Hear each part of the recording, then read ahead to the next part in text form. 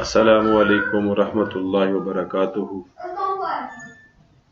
آج سے ہم کتاب الزکوٰۃ کا آغاز کریں گے اور یہ سبق نمبر 1 آج ہم پڑھیں گے۔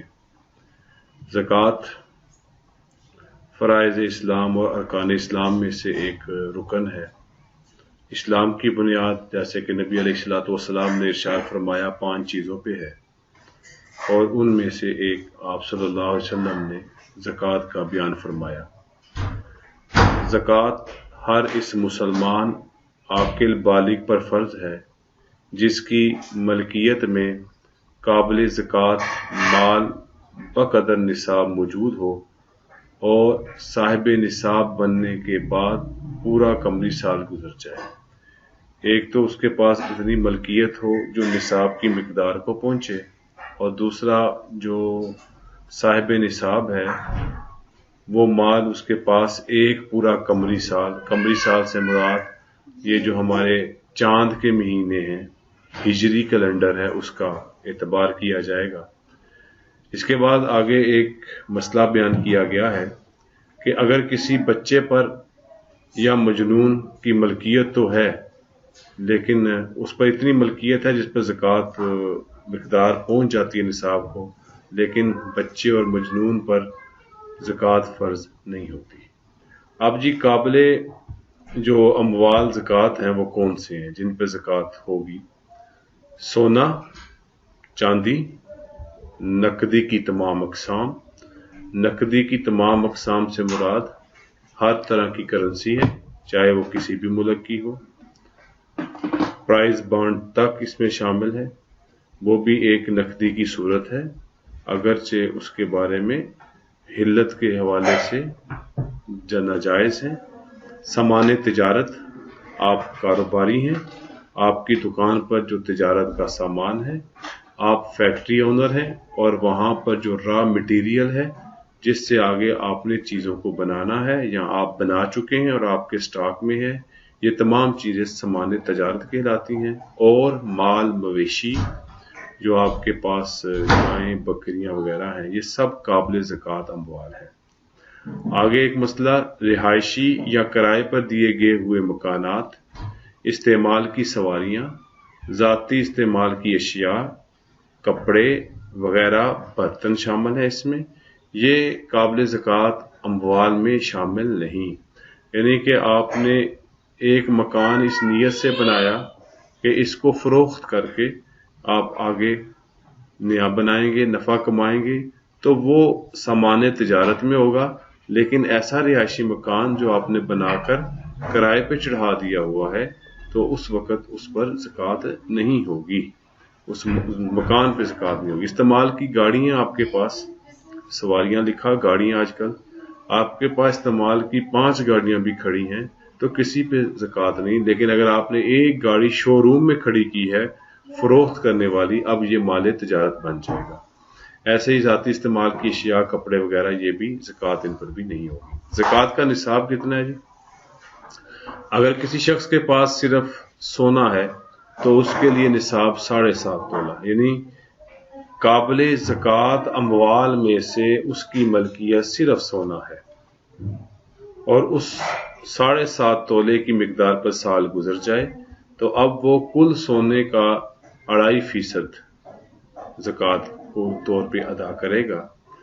اور اگر کسی شخص کے پاس صرف چاندی ہو اور کوئی دوسرا قابل زکوٰۃ مال نہیں ہے، صرف چاندی ہے، تو اس وقت 52.5 تولے چاندی، اور اس پر بھی قمری سال گزرنے پر 2.5% چاندی کی ادائیگی کی جائے گی، یا ادائیگی کے وقت اس کی قیمت بھی بطور زکوٰۃ ادا کرنا کی جا سکتی ہے۔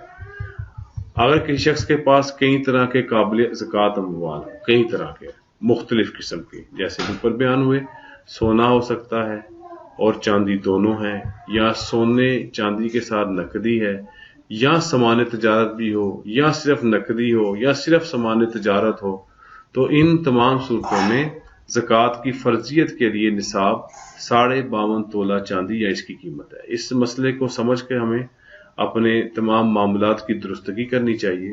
ایک بندہ ہے، اس کے پاس نقد رقم بھی ہے، سونا بھی موجود ہے لیکن 7.5 تولے سے کم ہے، چاندی بھی موجود ہے لیکن 52.5 تولے سے کم ہے، اسی طرح دیگر اموال سامان تجارت کی صورت میں موجود ہے۔ اب کیا ہے، اب جب مختلف اقسام کی چیزیں موجود ہیں جو قابل زکوٰۃ ہیں تو پھر چاندی کو جو 52.5 تولے بنے گی، اگر اس کی قیمت کے برابر یہ چیزیں پہنچ جائیں تو زکوٰۃ ہوگی۔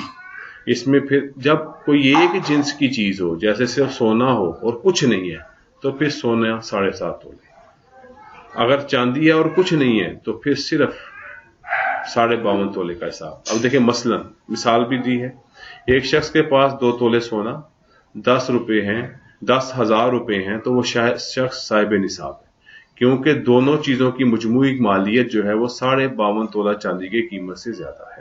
تو یہ اس طرح مسئلہ اس کو ہم دیکھیں گے۔ جس قمری تاریخ کو کوئی شخص صاحب نصاب بن گیا، مثال کے طور پر ایک بندہ 1 محرم کو صاحب نصاب بن گیا، اس کے پاس اتنا مال ہو گیا کہ اب زکوٰۃ اس پہ فرض ہے، تو پورا ایک قمری سال گزرنے کے بعد اسی تاریخ کو زکوٰۃ ادا کرنا ضروری ہے۔ پورا سال گزرے گا، اب 1 محرم آ گیا، بشرطے کہ اس تاریخ کو بھی وہ صاحب نصاب ہو، یعنی اس کے پاس اتنا مال ہو کہ وہ نصاب کی مالیت کو پہنچتا ہو۔ سال کے درمیان میں اگر اس کا مال نصاب سے کم بھی ہو جائے لیکن سال پورا ہونے پر وہ صاحب نصاب ہو تو زکوٰۃ فرض ہوگی۔ البتہ صاحب نصاب ہونے کے بعد سال کے دوران میں اگر کسی کا مال بالکل ختم ہو جائے تو اب وہ صاحب نصاب نہیں رہے گا، آئندہ جب بھی اس کے پاس بقدر نصاب مال آئے گا تو اس تاریخ سے اس کی زکوٰۃ کا حساب شروع ہوگا۔ مثال کے طور پر 1 محرم کو کسی کے پاس 1 لاکھ روپے آ گئے جو نصاب سے زیادہ ہے، لہذا یہ شخص صاحب نصاب بن گیا۔ اب آئندہ مہینوں میں اس کے پاس کبھی 50، کبھی 10، کبھی 5، لیکن 1 محرم کو دوبارہ اس کے پاس اتنی مالیت ہے جو 52.5 تولے چاندی کے برابر بنتی ہے، جیسے 1 لاکھ روپے ہی ہے، تو یہ شخص 1 محرم کو 1 لاکھ روپے پر زکوٰۃ دے گا۔ ہاں اگلا، اور اگر کسی کے پاس 1 محرم کو 1 لاکھ روپے آ گئے لیکن رجب کے مہینے میں یہ پیسے بالکل ختم ہو گئے تو اس شخص کی زکوٰۃ کا یہ حساب ختم ہو جائے گا۔ اب دوبارہ کب اس کا حساب ہوگا؟ اس کے بعد اب 1 شعبان کو اس کے پاس دوبارہ 1 لاکھ روپے آ گئے تو اس تاریخ سے یہ دوبارہ اس کی زکوٰۃ کا حساب شروع ہو جائے گا۔ پورا قمری سال گزرنے کے بعد وہ آئندہ 1 شعبان کو زکوٰۃ اس پر فرض ہوگی۔ تو یہ مسئلہ تھوڑا سا سمجھنے والا، اس کو ذرا دھیان سے سن لیجئے گا۔ اور اس کے بعد ہر مال پر علیحدہ سے سال گزرنا ضروری نہیں، بلکہ کسی شخص کے صاحب نصاب ہو جانے کے بعد سال گزرنا ضروری ہے۔